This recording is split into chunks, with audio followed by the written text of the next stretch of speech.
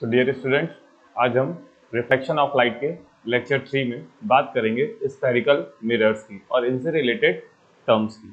देखिएगा बच्चों, ये स्फेरिकल मिरर क्या होते हैं और इनसे रिलेटेड टर्म क्या होते हैं, इनको थोड़ा सा समझते हैं हम लोग। ठीक है, सबसे पहले हम बात कर लेते हैं स्फेरिकल मिरर की। स्फेरिकल मिरर क्या होता है बेटा? ठीक है, तो क्या कह रहा है देखिएगा, एक स्फेरिकल मिरर जो होता है, a spherical mirror is that mirror whose reflecting surface is the part of a hollow sphere of glass।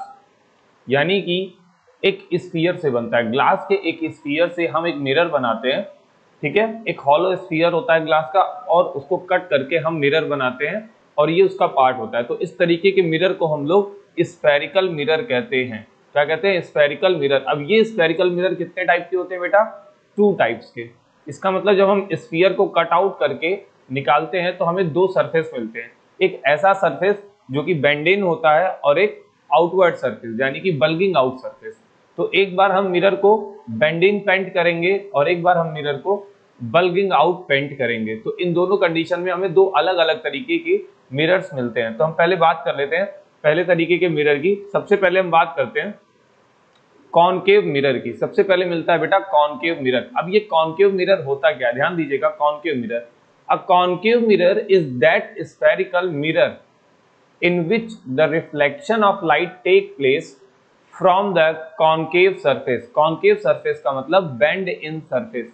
अब आपको यहां दिखाई देगा, देखिएगा, ये हमारा एक मिरर है। ये इमेज आपको दिखाई दे रही है।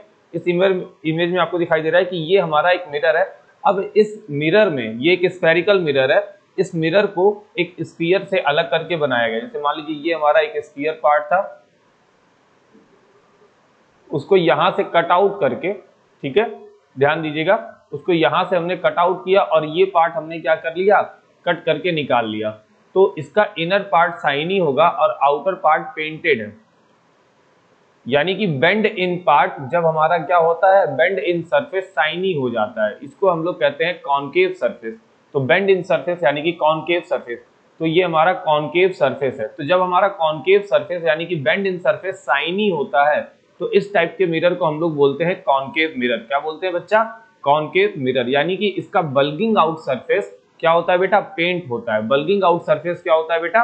पेंटेड होता है। यहाँ पर हम सिल्वर की कोटिंग करते हैं। और इनर सरफेस क्या होता है? शाइनी होता है। यानी कि लाइट का रिफ्लेक्शन अंदर की तरफ से होता है, बाहर की तरफ ये पेंटेड होता है। तो ये होता है बेटा हमारा concave mirror. Is it clear? Next, convex mirror. ठीक है, नेक्स्ट हम बात करते हैं कॉन्वेक्स मिरर की। ये कॉन्वेक्स मिरर क्या होता है देखिएगा, when a mirror is that spherical, देखिएगा, a convex mirror is that spherical mirror in which the reflection of light take place at the convex surface. Convex surface का मतलब bulging out surface, यानी कि bulging out surface से light का reflection हो, bulging out surface से light का reflection हो। तो ये भी एक स्फीयर का पार्ट है। तो इस बार हमने शाइनी सरफेस, अगर आपको यहां दिखाई दे रहा होगा तो ये है हमारा शाइनी सरफेस। ठीक है, ये हमारा शाइनी सरफेस है और यहां से लाइट रिफ्लेक्ट होगी इस सरफेस से। तो ये बल्गिंग आउट सरफेस है जिसको हम कह रहे हैं कॉन्वेक्स सरफेस। यहां से लाइट रिफ्लेक्ट होगी। और इसका बेंड इन सरफेस जो कि अंदर का सरफेस है, ये हमारा बेंड इन सरफेस क्या है बेटा? पेंटेड है। ये हमारा पेंटेड सरफेस है। तो इस तरीके से हमको स्फेरिकल मिरर 2 टाइप से मिलते हैं। पहला एक स्फेरिकल मिरर ये होगा जिसका बल्गिंग आउट सरफेस क्या होगा? पेंटेड होगा। दूसरे का बेंड इन सरफेस पेंट होगा। तो इसी के अकॉर्डिंग हम इनको अलग अलग नाम देते हैं, कॉनकेव और कॉन्वेक्स मिरर। कॉनकेव मिरर का बेंड इन पोर्शन क्या होता है? कॉनकेव का बेंड इन पोर्शन शाइनी होता है और कॉन्वेक्स का बल्गिंग आउट पोर्शन शाइनी होता है। यानी कि रिफ्लेक्शन वहां बेंड इन सरफेस से होता है और यहां पर रिफ्लेक्शन बल्गिंग आउट सरफेस से होता है। Is that clear? यानी कि जो बाहर की तरफ निकला है।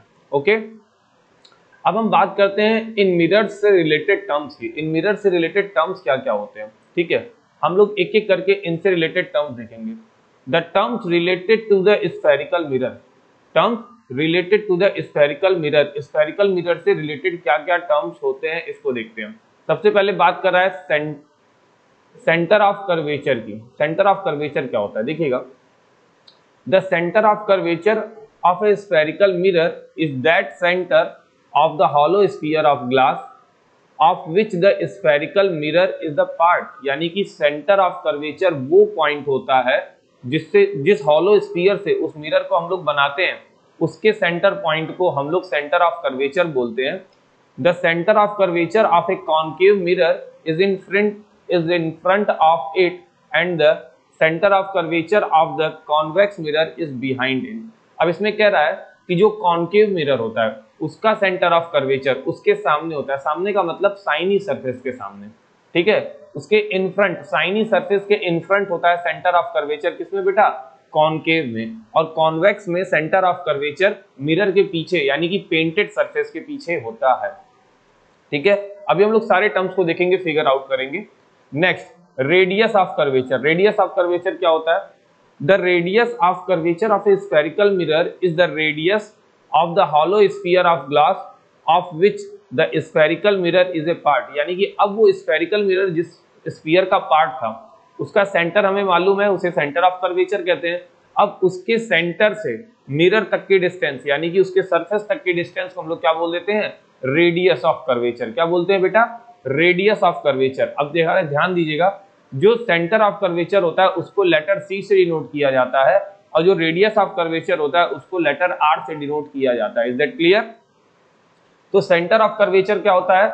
जिस स्फीयर से हमारा मिरर बनता है उसके सेंटर को हम लोग सेंटर ऑफ कर्वेचर कहते हैं। कॉन्केव में यही सेंटर ऑफ कर्वेचर क्या होता है? इन फ्रंट होता है और कॉन्वेक्स में बिहाइंड होता है। रेडियस ऑफ कर्वेचर क्या होता है? तो जो हमारी रेडियस, हमारे स्फीयर की जो रेडियस होती है उसी को हम लोग रेडियस ऑफ कर्वेचर बोलते हैं। Is that clear? नेक्स्ट, पोल। बात करते हैं पोल की। पोल क्या होता है? कह रहा है the centre of the reflecting surface of a spherical mirror is called its pole, यानी कि जो भी हमारा रिफ्लेक्टिंग सरफेस होगा उसका एक सेंटर पॉइंट होगा, ठीक है, और उसी सेंटर पॉइंट को हम लोग क्या बोलेंगे बेटा? पोल बोलेंगे। The pole of a spherical mirror lies on the surface of mirror, यानी कि पोल कहां पे लाई करेगा? सरफेस ऑफ मिरर, यानी कि मिरर के सरफेस पर पोल होगा और वो पोल का पॉइंट कहां होगा? मिरर के बीच में होगा कहीं, ठीक है, सेंटर पर होगा। इसके बाद बात आती है प्रिंसिपल एक्सिस की।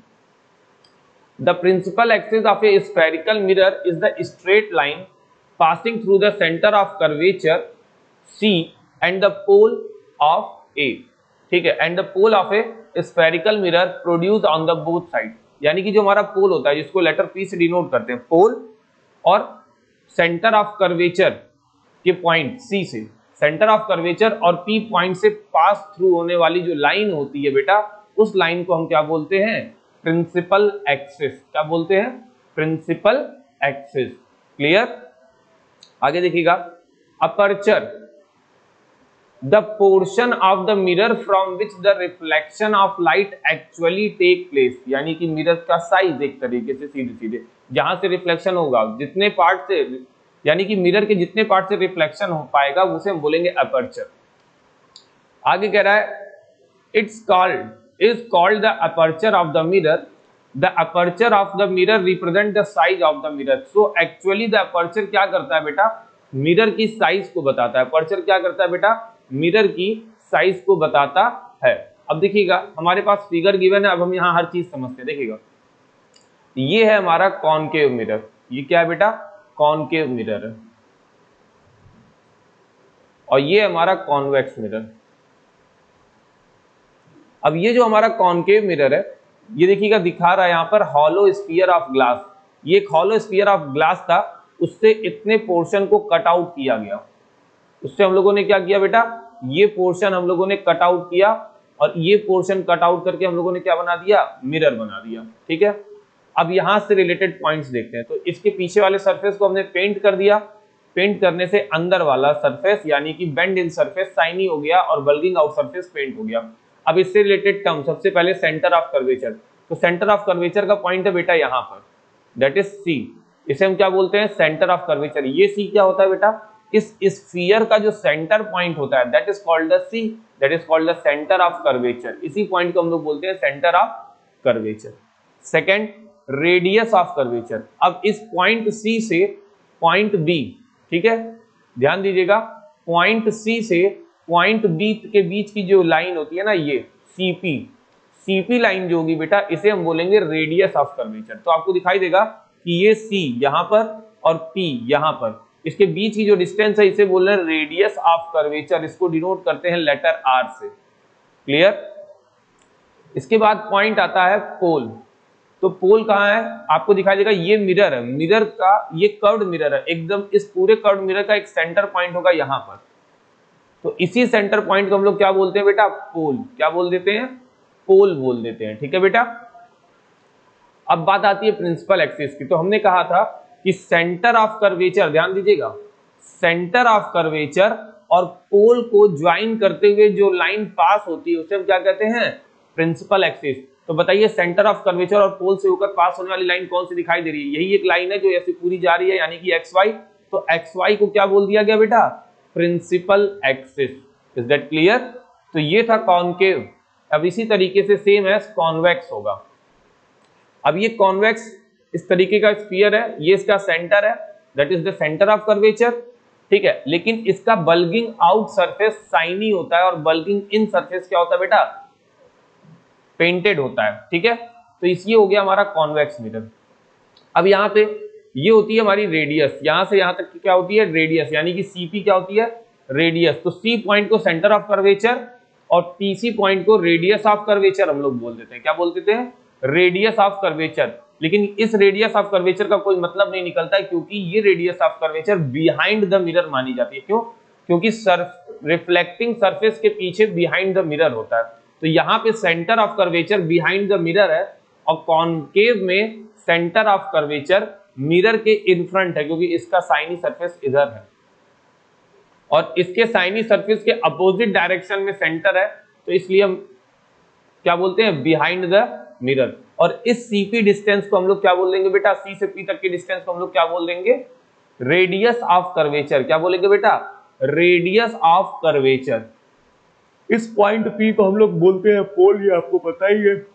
इसके बाद देखिएगा, सॉरी, इसके बाद बात करते हैं प्रिंसिपल एक्सिस। तो सेंटर ऑफ कर्वेचर और पॉइंट पी से ज्वाइन होकर जाने वाली लाइन को हम क्या बोलते हैं? Principal axis. तो ये हमारा principal axis X and Y. तो इस तरीके से इससे रिलेटेड टर्म्स हमने देख लिए। अब हम इनके फोकल लेंथ और फोकस पॉइंट के बारे में जानेंगे, जो कि दोनों मिरर में अलग अलग होगा। ठीक है, तो आइए बात करते हैं दोनों मिरर में अलग अलग पॉइंट की। सबसे पहले हम बात कर लेते हैं principal focus and the focal length of a concave mirror. Concave mirror में हम देखते हैं क्या होता है। तो देखिएगा क्या लिख रहा है, the principal focus of a concave mirror is a point on it the principal axis to which all the light ray which are parallel to the close to the axis converge after reflection from the concave mirror. A concave mirror has a real focus. अब देखिएगा क्या कह रहा है, इस figure को देखिएगा, समझिएगा।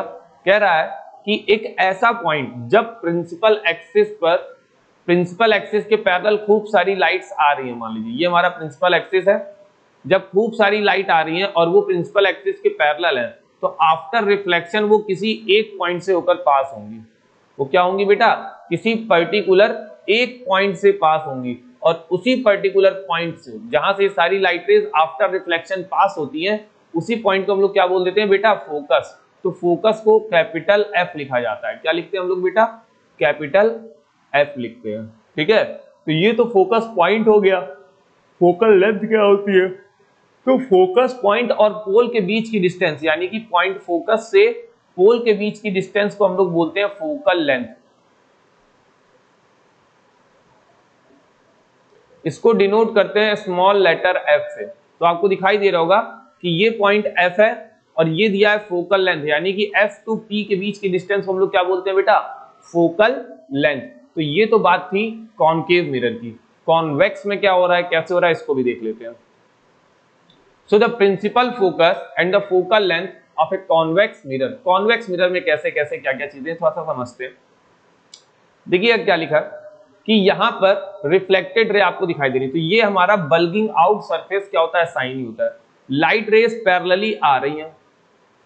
अब ये लाइट रेस पैरेलली आने के बाद जब इस सरफेस से स्ट्राइक करेंगी तो ये क्या हो जाएंगी? बल्गिंग आउट सरफेस है, यानी कि उभरा हुआ हिस्सा इनका चमकदार है, तो ये बाहर दूसरी डिफरेंट काइंड ऑफ डायरेक्शंस में जाएंगी। हर एक लाइट रे अलग अलग डायरेक्शन में जाएगी, यानी कि ये स्कैटर होगी।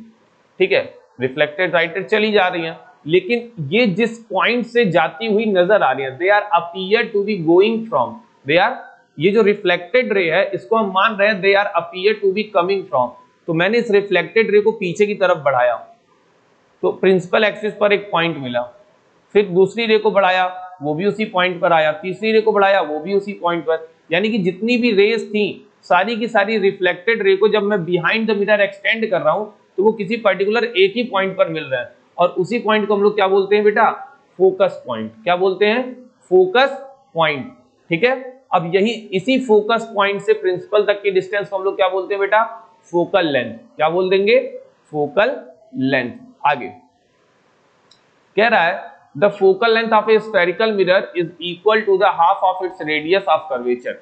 इसका मतलब किसी भी मिरर का जो फोकल लेंथ होता है वो उसके रेडियस ऑफ कर्वेचर का क्या होता है बेटा, हाफ, रेडियस ऑफ कर्वेचर का क्या होता है, हाफ, इसीलिए यहां फॉर्मूला दिया है कि the focal length is equal to the radius of curvature upon 2, ठीक है। और यहीं से तुम ये भी सोचते हो कि radius of curvature is equal to 2f, यानी कि मैं फोकल लेंथ का डबल कर दूं तो मुझे रेडियस ऑफ कर्वेचर मिल जाएगा। Is that clear, very good. तो बेटा आज के लेक्चर में फिलहाल हम लोग इतना ही जानेंगे, ठीक है। तो आज के लेक्चर में हम लोगों ने क्या क्या देखा एक बार फिर से रिवाइज कर लेते हैं। स्फेरिकल मिरर के टाइप्स कितने होते हैं, दो। पहला होता है कॉनकेव मिरर। कॉनकेव मिरर क्या होता है, जिसका बेंड इन सरफेस शाइनी होता है और बल्गिंग आउट सरफेस पेंटेड होता है, उसे हम बोलते हैं कॉनकेव मिरर, ठीक है। इसके बाद आता है कॉन्वेक्स। कॉन्वेक्स का बल्गिंग आउट सरफेस शाइनी होता है और बेंड इन सरफेस क्या होता है बेटा, हमारा पेंटेड होता है, इसे हम बोलते हैं कॉन्वेक्स। अब इससे रिलेटेड टर्म्स क्या क्या आते हैं, सेंटर ऑफ कर्वेचर। तो आपको according to the figure centre of curvature क्या होता है, पूरे स्फीयर का सेंटर होता है। रेडियस ऑफ कर्वेचर क्या होता है, अगर सेंटर है तो रेडियस आपको मालूम ही है। पोल क्या होता है, पोल जो होता है बेटा हमारा जो मिरर का सेंटर पॉइंट होता है, ठीक है, मिरर के बीचों बीच में होता है पोल। प्रिंसिपल एक्सिस क्या होती है, सेंटर ऑफ कर्वेचर, और पोल को ज्वाइन करने वाली जो लाइन होती है वो हमारी प्रिंसिपल एक्सिस हो जाती है, उसको एक्सटेंडेड फॉर्म में हम लिख सकते हैं, ठीक है। अब aperture, the portion of mirror from which the reflection of light actually take place, यानी कि हमारे एक्चुअल में मिरर की साइज को हम एक तरीके से क्या कह सकते हैं, अपर्चर कहते हैं। अब देखिएगा इस फिगर में मैंने आपको अपर्चर नहीं बताया, अपर्चर देख लीजिए क्या होता है इस फिगर में।